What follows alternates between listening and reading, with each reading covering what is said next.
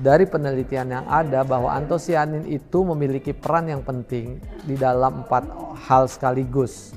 Yang pertama itu dia berpengaruh dalam metabolisme lemak, di mana dia akan meningkatkan oksidasi asam lemak, dan kemudian yang berikutnya juga di organ otot peran yang utamanya itu adalah metabolisme pada karbohidrat yang di otot, dan kemudian yang penting juga meningkatkan ambilan glukosa dari dalam darah ke dalam otot, sehingga kadar glukosa dalam darah menjadi tetap normal. Selanjutnya dia juga memiliki peran yang sentral di dalam meningkatkan metabolisme pada pankreas, pada sel beta pankreas.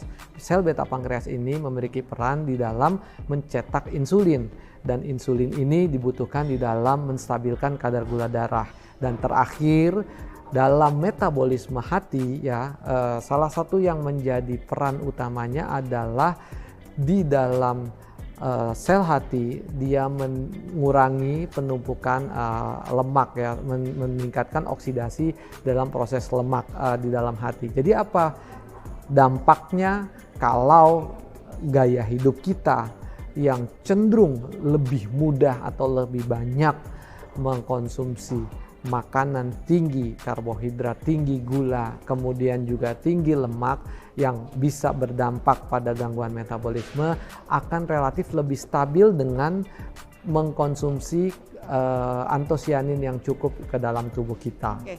Bang, kalau misalnya sudah minum obat untuk kontrol gula darah nih Bang, itu akan ada kontraindikasi atau enggak Bang?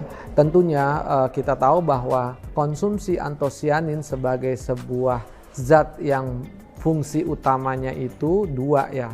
Antosianin ini bagian dari sebuah family yang namanya flavonoid, yang perannya untuk meningkatkan derajat, mempromot kesehatan atau menjaga kesehatan, dan yang selanjutnya juga mencegah penyakit.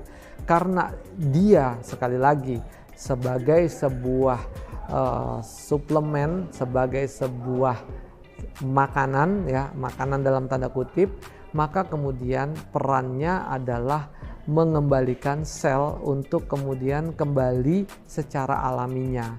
Orang yang sudah mengkonsumsi obat, misalnya sudah mengkonsumsi obat anti diabetik oral atau obat gula kemudian juga insulin, yang terpenting adalah bagaimana supaya kedepannya konsumsi terhadap obat dan insulin ini lama-kelamaan bisa dilepaskan. Karena secara alamiah selnya sudah kembali menjadi normal, dan pastinya itu butuh waktu. Oke.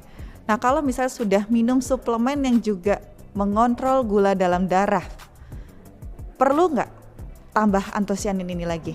Sekali lagi, beberapa suplemen memang memiliki dampak terhadap penurunan kadar gula darah tetapi bahwa ada satu peran penting. Kita tahu peran antosianin ini yang selama ini sering orang menafikan karena karena bayangkan negara maju saja konsumsi terhadap antosianin itu kurang dari 50 gram sehari. Padahal buat kita kebutuhan akan antosianin ini yang baik itu di atas 200 mg per hari. Jadi bisa dibayangkan gitu, makanan-makanan yang ada sama kita pastinya masih jauh di bawah kadar yang diinikan.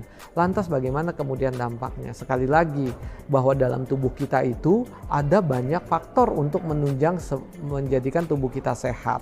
Salah satunya itu antosianin. Mungkin suplemen-suplemen yang tadi berperan di dalam zat yang lain, tetapi dengan support dari antosianin ini harapannya memberikan efek yang multiplikasi atau lebih berlipat lagi, sehingga tubuh menjadi jauh lebih sehat tentunya.